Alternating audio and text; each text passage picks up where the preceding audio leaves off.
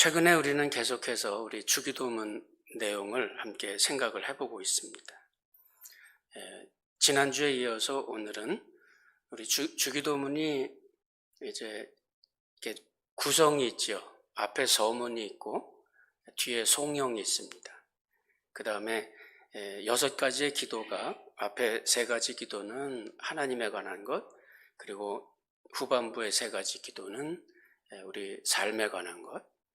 우리 삶에 관한 것 중에서 지난주에 첫 번째로 양식에 대해서, 그리고 오늘은 용서에 대해서 주제를 가지고 생각을 해보도록 하십시다. 이 주기도문은 우리 마태복음 6장 9절부터 시작이 되잖아요.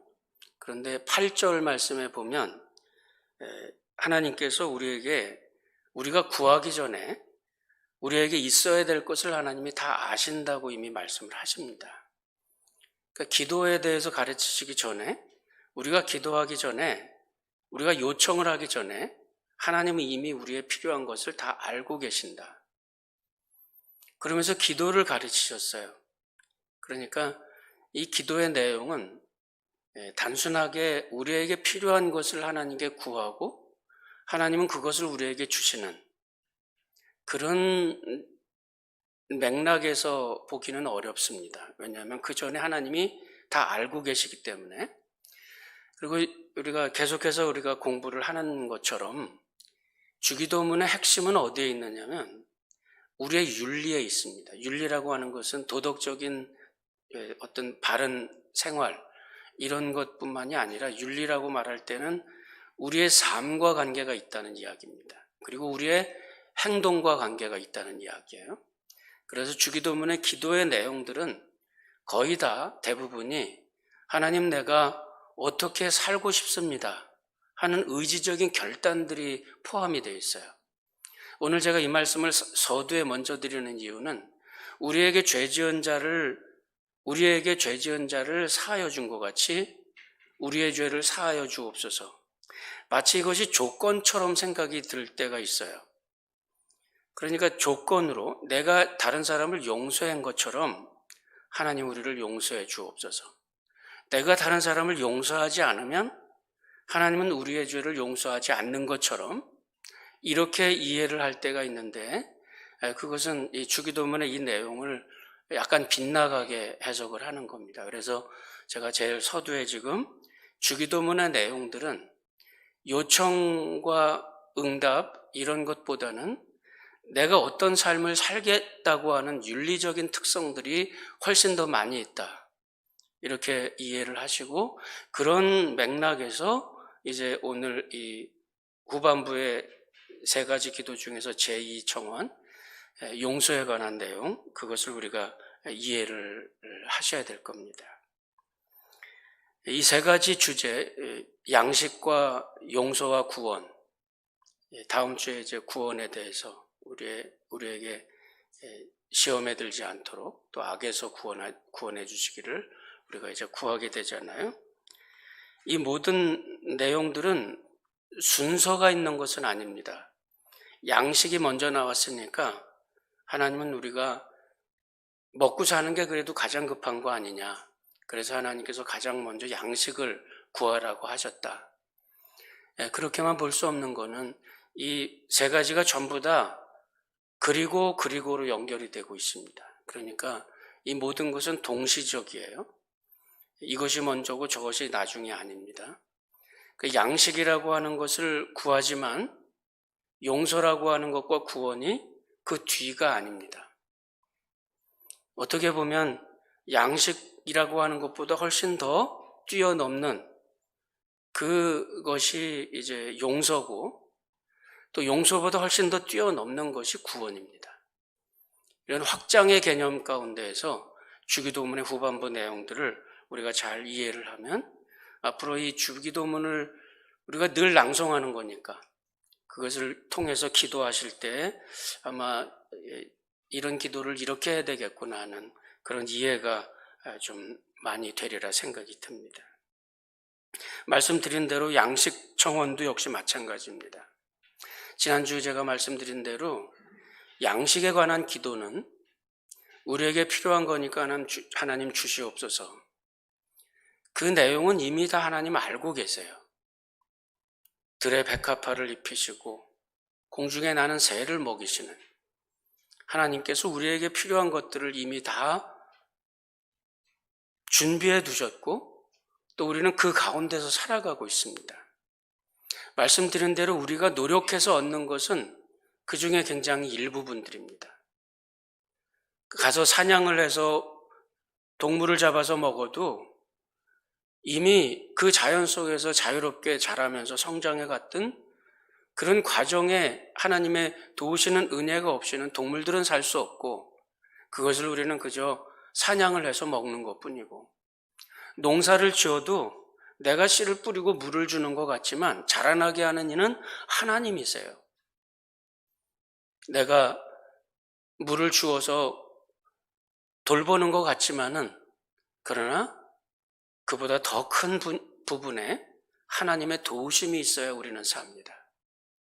이르는 모든 것들을 미루어서 생각해 볼 때 양식을 위한 기도, 하나님 우리에게 일용할 양식을 주시옵소서 이 기도는 더 많은 부분 우리들의 자세가 포함되어 있습니다. 하나님, 이 모든 것이 하나님께로부터 왔다는 생각을 갖고 하나님 그 은혜 가운데 살아가고 있으니 우리에게 필요한 것들을 하나님 채워주시옵소서. 이 채움이 하나님의 은혜입니다.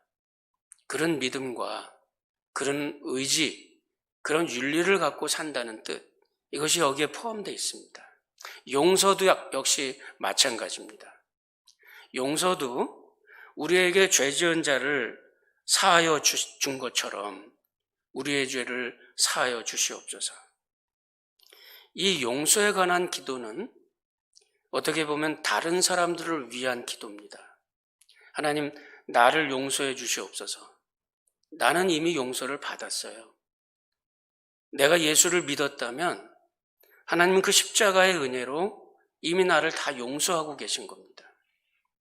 용서해 주시옵소서 이 기도는 하나님, 내가 하나님의 용서를 경험하고 그 은혜 가운데 살고 있으니 하나님, 내가 이 용서를 실천하며 살게 해 주옵소서. 이 윤리에 대한 의지적인 결단이라고 이렇게 생각을 하시면 훨씬 더 가깝습니다. 용서를 구할 때 하나님, 내가 다른 사람의 빚을, 다른 사람의 죄를 용서해 준 것처럼 내가 다른 사람을 용서해 주면 내가 의인이 되어 천만에요. 있을 수 없는 일입니다. 우리는 용서를 잘 하지도 못할 뿐만 아니라 조금 마음에 어떤 여유를 가지고 조금 용서를 하는 듯 해도 우리는 여전히 죄악 가운데 있습니다. 내가 용서를 얼만큼 할지는 모르지만 내가 하는 용서는 죄로 더러워진 모습 그대로예요. 그 중에 일부를 나는 실천하고 있는 것 뿐이지 나의 용서가 하나님의 용서를 받을 만큼 완전하지 않습니다. 그런 일은 있을 수 없어요. 내가 다른 사람을 용서해 준 것처럼 하나님, 나를 용서해 주시옵소서. 그럼 이 뜻은 과연 뭘까? 말씀드린 대로 구원은 절대로 조건이 아닙니다. 내가 다른 사람을 용서해 준 어떤 조건 때문에 하나님이 나를 용서하는 것은 절대 아닙니다. 하나님께서 우리를 구원하시는 거에는 조건이 붙지 않아요. 그렇기 때문에 모두가 다 하나님 앞에서는 같습니다. 죄를 많이 지은 사람 같아도 또는 아무리 의롭게 경건하게 사는 것 같아도 하나님 앞에서 죄인의 모습은 다 똑같아요. 그리 큰 차이가 없습니다. 그 양식과 용서를 한번 좀 비교해 볼 텐데, 비교하는 이유는 이제 금방 아시게 될 겁니다. 양식과 용서를 비교한다면 어떤 것이 더 절실할까요? 양식이 더 절실하겠죠. 용서는 좀 하지 않아도 사는데 지장 없습니다. 그런데 양식은 먹지 않으면 금방 문제가 생깁니다. 직장에서 어떤 잡을 갖고 직장 생활을 하면서 살아가는 거, 그거는 우리들에게 굉장히 절실한 문제입니다. 당장 직업을 잃으면 살아갈 방법이 막막합니다. 그렇기 때문에 양식의 문제는 좀 더 확장해서 우리들의 생존을 위해서 필요한 모든 이러한 일들은 우리들에게 굉장히 절실해요. 그런데 하나님의 관심은, 주님의 관심은 거기에 있지를 않아요. 이 주기도문 앞부분에서도 8절에서도 하나님이 이미 모든 것을 다 알고 계신다, 이렇게 말씀하시잖아요. 이 같은 6장 제일 뒷부분에 가서 보면 거기서도 마찬가지입니다. 너희는 먼저 그의 나라와 그의 의를 구하라. 그리하면 이 모든 것을 너희에게 더하실 것이다. 하나님의 우선순위는, 우리들의 우선순위는 양식에 있지만 당장 먹고 살아야 되니까 그렇죠? 하나님의 우선순위는 양식보다는 더 근본적인 것, 우리들의 영적인 모습에 있어요. 육신을 갖고 살아가는 우리는 양식이 필요해요. 다른 말로 하면 물질입니다. 양식을 중요하게 생각하는 생각은 다른 말로 하면 맘머니즘입니다. 물질주의입니다. 그 물질 앞에 용서라는 단어는 상대적으로 무력해 보입니다. 오히려 미련해 보입니다. 양식과 물질, 생존, 경쟁, 이런 것들을 우선순위로 놓고 살아가는 우리들에게는 남들을 용서해 주십시오, 이 말은 굉장히 낯설어 보이고 굉장히 무력해 보입니다. 그거 해서 뭐 할 건데? 동전 한 입을 주나? 쌀 한 톨을 주나? 그거는 하나님 나라의 은닉성이라고 합니다. 보이지 않는 점, 그리고 필연성이라고 합니다. 반드시 이루어지는 점. 하나님 나라의 은닉성과 필요성을 이해하지를 못해서 우리가 때로는 그런 생각에 빠지는 겁니다. 때로는 믿음이 있는 사람, 신앙인들조차도 물질주의, 맘모니즘에서 벗어나지 못하고 있는 이유는 하나님 나라의 은닉성과 필연성을 잘 이해를 못하고 거기에 대한 믿음이 없어서 그래요. 제가 간단하게 말씀을 드리겠습니다. 예수님은 하나님의 나라가 겨자씨 같다고 말씀하세요.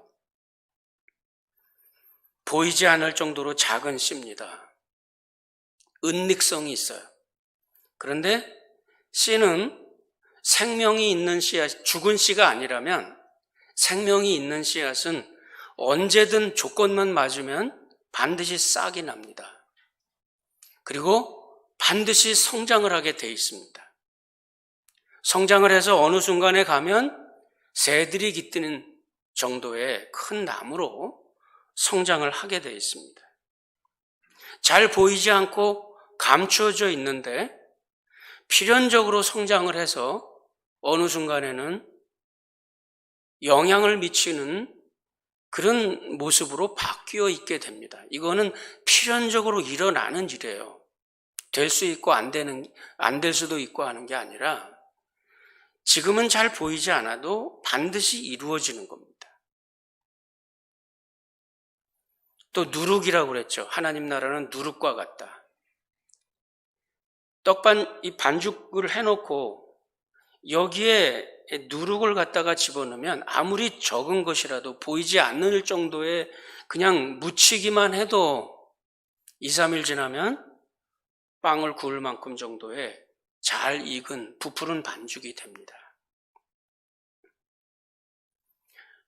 보이지도 않는 건데 반드시 변화는 일어나게 되어 있습니다.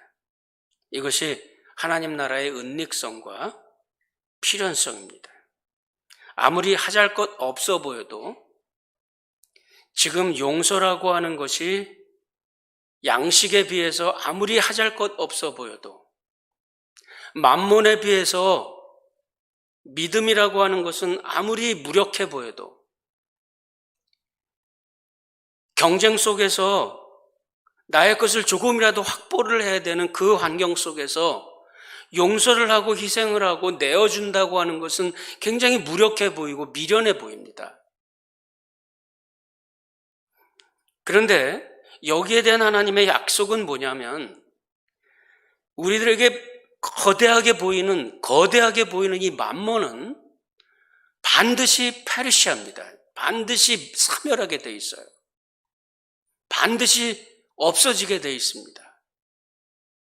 그런데 하나님 나라의 누룩과 겨자씨와 같은 이것은 반드시 성장해서 큰 영향을 미치게 되고 큰 변화를 이루게 되고 지금은 아무리 그것이 하잘 것 없이 보여도 반드시 그 결과를 갖고 오게 되어 있습니다.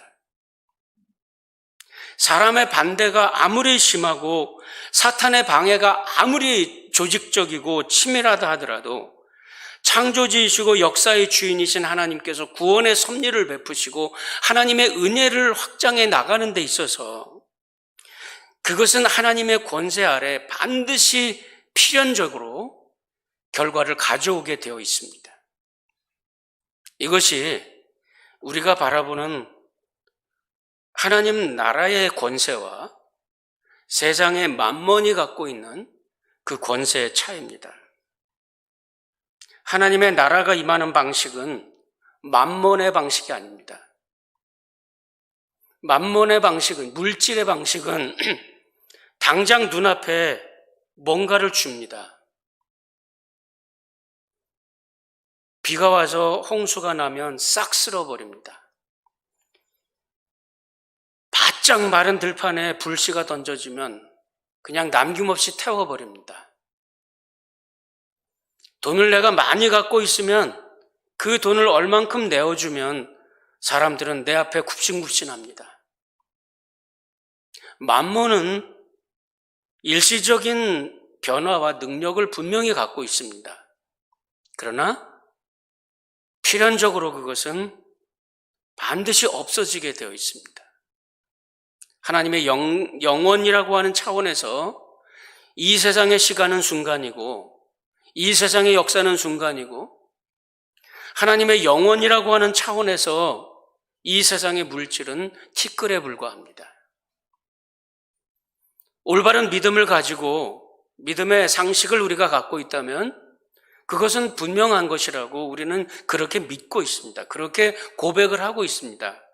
그것이 나의 윤리, 나의 삶과 연관이 없는 이유는 그것에 대한 믿음이 내가 없어서 그래요.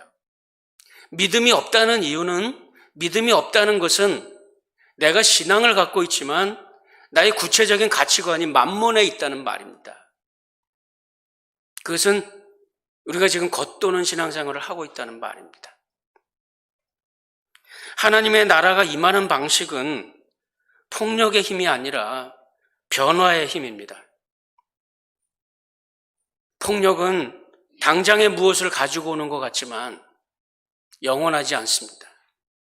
그러나 하나님 나라가 임하는 방식은 그것은 우리의 영혼을 바꾸고 우리의 인생의 질을 바꾸고 그리고 우리 다 믿음으로만 받아들이고 있는 세계, 하나님의 그 영원한 세계, 그 세계에 들어갈 수 있도록 우리를 이끌어 줍니다. 하나님 나라의 관점에서는 그래서 양식은 아무런 힘이 없고 양식은 그저 우리가 먹고 살기만 하면 되는 겁니다. 그보다 더 중요한 것은 영원한 가치를 갖고 있는 하나님의 나라의 것이 더 중요합니다. 그래서 주님은 우리에게 기도를 가르치시면서 그 사전에 서론처럼 하나님은 너희에게 있어야 될 것을 이미 다 알고 계시고 이미 다 공급하고 있다는 말입니다. 우리가 그 안에서 살지 않는 사람 아무도 없어요. 하나님이 지어진 이 만물 속에서 공기의 힘을 얻고 물의 힘을 얻고 양식을 얻고 이 모든 은혜들을 하나님의 프로바이드 해준 이 사회 속에서 세계 속에서 우리는 얻으면서 살고 있어요. 그것이 없이는 우리가 살 수가 없어요. 그래서 하나님은 다 알고 계시다. 그저 내가 하나님 잡이 필요합니다. 내가 좀 더 돈이 필요합니다. 내가 좀 투자해서 좀 좋은 수익을 얻어야 됩니다. 이런 차원이 아니라, 그런 기도가 아니라, 하나님은 그 이외에 이미 우리들의 생명에 필요한 모든 것을 다 알고 계시고 공급하고 계세요. 우리는 그 안에서 살아가고 있는 겁니다. 그렇기 때문에 먼저 그 나라와 그의 의를 구하라. 그리하면 이 모든 것을 너희에게 더하실 것이다. 이 차원에서 우리는 이 양식과 용서, 물질과 하나님의 나라, 이 세상에서의 삶과 영원한 삶, 이것을 비교하면서 그 안에서 우리가 믿음을 갖는 겁니다. 세상의 힘은 지배자를 바꿉니다. 그런 말이 있죠. 프랑스 혁명으로 유명한 그 당시에 왕후 마리 앙뚜아네트가 신하에게 그런 질문을 했습니다. 혁명이 뭐냐? 혁명이라는 게 뭐냐? 이렇게 물으니까 그 신하가 걸작에 대답을 합니다. 혁명은 내가 여왕이 되고 여왕이 내 신하가 되는 게 혁명입니다. 우스운 말 같고 또 간단한 말 같지만 그 말은 뭐냐면 혁명이라는 거는 지배자를 바꿉니다. 유토피아가 될 것 같아서 지배자를 바꿔봅니다. 유토피아가 된 적은 한 번도 없어요. 혁명은 수도 없이 일어났지만 유토피아를 건설한 적은 한 번도 없습니다. 왜 그럴까요? 혁명은 폭력이라고 하는 권력의 지배자를 바꾸는 겁니다. 하나님의 나라는 지배자를 바꾸는 게 아니라 권력의 질을 바꾸는 겁니다. 폭력에서 용서로,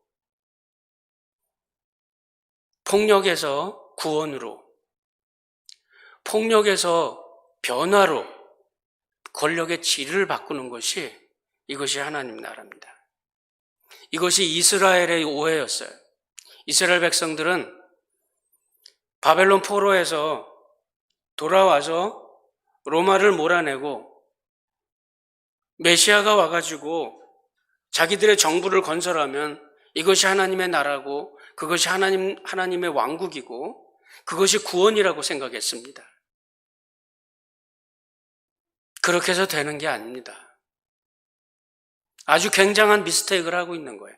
하나님 나라의 권력을 세상의 폭력과 같이 이해를 하는 겁니다. 하나님 나라의 그 힘이 어찌 우리들이 갖고 있는 폭력이겠어요? 하나님이 뭐가 아쉬워서 세상 사람들이 갖고 있는 것을 차지해서 하나님이 뭐가 아쉬워서 그거를 차지하겠어요? 하나님이 뭐가 아쉬워서 이 세상에 그 더럽고 추악한 것들을 차지하려고 미력한 인생들을 몰아내겠어요? 하나님이 그것 갖고 경쟁하겠습니까? 하나님 나라는 우리가 만드는 폭력에 있지 않아요. 죄인들을 불러내서 건져내시는 겁니다. 그 죄악 속에서 그 구렁텅이에서 살아가고 있는 그 사람들을 불러내시는 것이 하나님 나라의 권력이에요. 그것이 용서의 힘입니다. 지금은 아무런 힘이 없어 보이지만 그러나 그것이 가장 큰 힘을 갖고 있는 거다. 그렇게 말씀을 하고 계시는 겁니다. 마가복음 12장 29절 31절에 보면 주님께서 우리에게 주신 계명이 있는데 예수께서 대답하시되 첫째는 이것이니 이스라엘에 들으라 곧 주 우리 하나님은 유일한 주시라 내 마음을 다하고 목숨을 다하고 뜻을 다하고 힘을 다하여 주 너희 하나님을 사랑하라. 둘째는 이것이니 내 이웃을 내 자신과 같이 사랑하라. 첫째와 둘째 이중 계명이에요. 하나님을 사랑한다면 반드시 이웃 사랑이 있어야 돼요. 그런데 하나님의 사랑만 강조가 되고 이웃 사랑이 우리들에게 없으면 진정한 믿음이라 말할 수가 없는 겁니다. 이 앞에 만몬이나 물질은 우리의 한정적인 자원들 속에서 경쟁을 해서 얻는 겁니다. 내가 돈을 벌면 다른 사람은 잃어야 돼요. 그래야 내가 버는 겁니다. 그거 가지고는 이웃사랑은 절대 실천될 수가 없어요. 이웃을 착취하는 거죠. 이웃의 것을 뺏어와야 내가 풍요로워집니다. 이것이 축복이에요. 하나님, 내가 많이 얻게 해주세요. 우리가 100을 갖고 살고 있는데 지금 내가 50을 갖고 있어요. 하나님, 내가 60을 갖게 해주세요. 하나님, 내가 70을 갖게 해주세요. 내가 그만큼 가지면 다른 사람은 그만큼 잃어야 됩니다. 내가 물건을 싸게 구입할 수 있으면 부도 맞아갖고 그것을 덤핑으로 잃어버린 사람이 있어야 돼요. 가끔 시장에 나가서 저는 너무 미안한 마음이 들 때가 있어요. 이 물건을 도대체가 이거를 1불, 2불 주고 살 수 있는 게 아닌데 이걸 내가 어떻게 1불, 2불 주고 사지? 그거는 잃어버린 사람이 있어서 그냥 거저 빼앗아 오다시피 그렇게 사온 것들, 그저 파는 만큼 남는 것들, 그렇게 되면 그런 값이 나와요. 불행하게도 우리 시장 경제에서는 그게 가능해요. 내가 싸게 구입해서 쓸 수 있으면 나는 절약하는 것 같아도 무수히도 많은 사람들의 인권이 유린되고 노동 착취가 이루어지고 그러면서 거기서 만들어낸 제품들을 내가 싸게 구입해서 살고 있어요. 우리가 이걸 축복이라고 말하겠어요?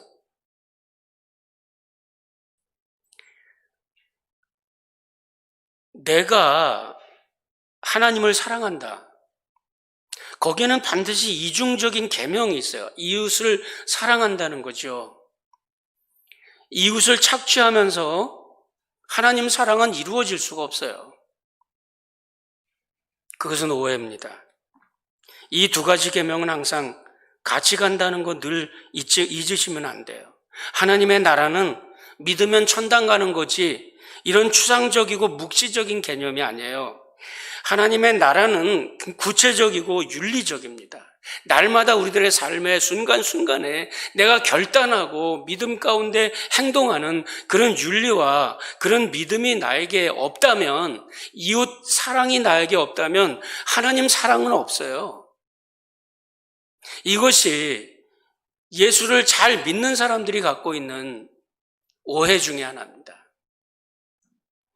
우리가 이 문제를 잘 기억하고 하나님의 통치를 받고 하나님 나라 가운데 살아간다는 것은 날마다 우리들의 삶 속에 그것을 실천하면서 믿음으로 살겠다는 의지가 나한테 있습니다. 자, 이제 마지막으로 그럼 용서에 대해서 잠깐이지만 이 모든 것들을 합하는 말입니다. 용서, 우리가 우리에게 죄 지은 자를 사하여 준 것 같이, 이 말은 조건이 아닙니다. 빚이라는 말이 debt라는 말이에요. sin이라는 말이 아니에요. 그러니까 하나님이 우리를 용서하신다는 것은 죄를 용서하는 건 하나님만이 하실 수 있는 일입니다. 그러나 내가 다른 사람이 나에게 빚을 졌어요. 누가 나에게서 100불을 빌려갔어요.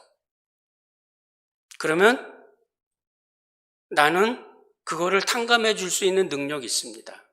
100불을 빌려왔는데 그냥 안 갚아도 돼. 이렇게 할 수 있어요. 그렇죠? 내가 100불을 나에게 빚을 진 사람을 내가 탕감을 해줬습니다. 그러면 그로 인해서 내가 의로운 사람이 되어? 절대 그렇지 않죠.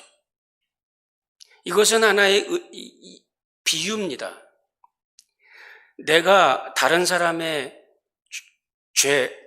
다른 사람의 빚을 안 갚겠다고 탕감해 준 것처럼 하나님, 나의 죄를 용서해 주옵소서. 이 일은 우리들 가운데 happens, 일어나고 있는 일입니다. 때로는 탕감해 주기도 하고 빌린 거 안 갚기도 하고 이런 일들은 우리들에게 일어나는 일이에요. 그러나 내가 빚을 갚아준 것처럼, 탕감해 준 것처럼 이런 방식으로 하나님, 우리의 빚을, 하나님 앞에서 우리의 빚, 유대인들은 이것을 죄라고 생각했습니다. 엄중한 죄예요. 하나님께서 나에게 빌려주신 것. 우리는 그것을 갚을 능력이 없습니다. 그렇기 때문에 하나님, 우리를 용서해 주시옵소서. 이 말은 나의 평상시의 삶에서 내가 누구를 용서한다고 해서 나에게 누가 잘못을 했어요. 내가 용서해 줄게. 그런다고 해서 내가 의인 되는 거 절대 아닙니다. 나는 아직도 더러운 죄 속에 있을 뿐이에요.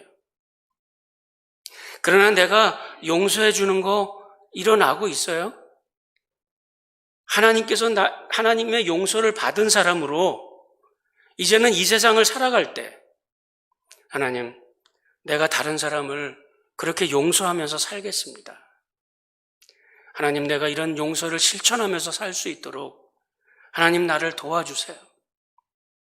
용서하지 않는 것, 탕감해 주지 못하는 마음, 이것이 더 큰 문제입니다. 우리가 우리에게 죄 지은 자를 용서해 준 것 같이 나에게 빚을 진 사람을 탕감해 주지 못하는 마음, 이것을 주님은 비유로 가르치셨잖아요. 작은 빚을 진 사람, 이 사람은 탕감을 해줘요. 근데 큰 빚을 진 사람은 탕감을 안 해줘요. 우리의 마음이 얼만큼 악한가. 하나님께로부터 큰 탕감을 받았는데 다른 사람을 탕감을 못해요. 이 마음을 말하는 겁니다. 이런 마음을 하나님 앞에 절대 갈 수 없는 죄악된 마음, 죄성으로 이 찌들어진 마음, 우리는 그거를 못하고 있어요. 하나님의 큰 용서를 받았음에도 불구하고 우리는 작은 용서를 못합니다. 이 작은 용서를 못하는 마음 때문에 이 세상에 변화가 일어나지를 않고 있어요. 하나님이라면 이 상황이 얼만큼 답답하겠습니까?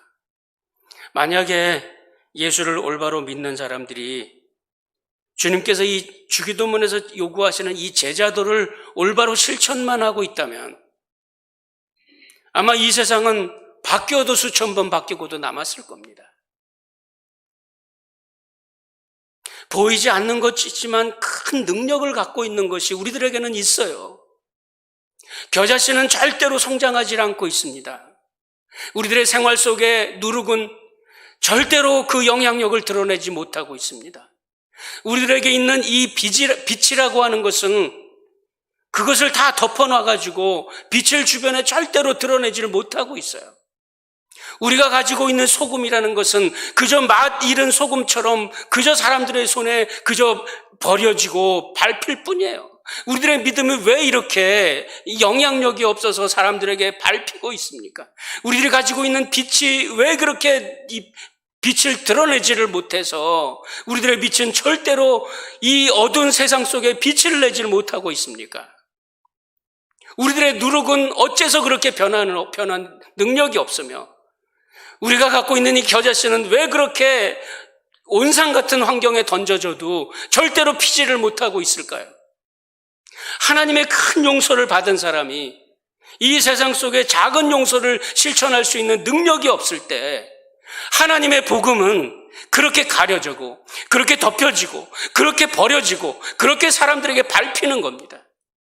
어쩌다가 복음이, 어쩌다가 교회가 세상 사람들에게 저거 뭔만도 못한 것들, 어쩌다가 이런 말을 들을까요?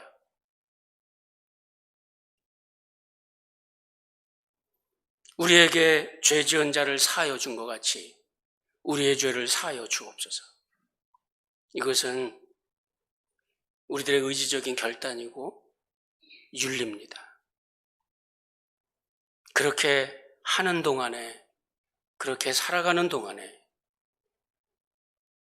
사람들은 우리를 예수의 제자라고 말할 것이고, 너희가 서로 사랑하면 이로써 많은 사람이 너희가 내 제자인 줄을 알리라. 너희의 선한 행실을 보고 사람들로 하여금 하나님께 영광을 돌리게 하라.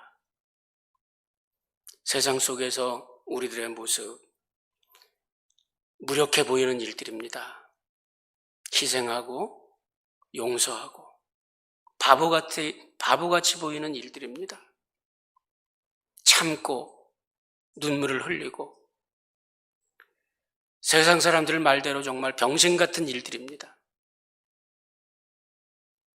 그러나 거기에 큰 능력이 있고 하나님의 나라가 약속되어 있다는 것을 믿고 주기도문 속에서 주님께서 요구하시는, 주님께서 요청하시는 이 제자도가 저와 여러분들의 생활 속에서 풍성한 열매가 있기를 바랍니다.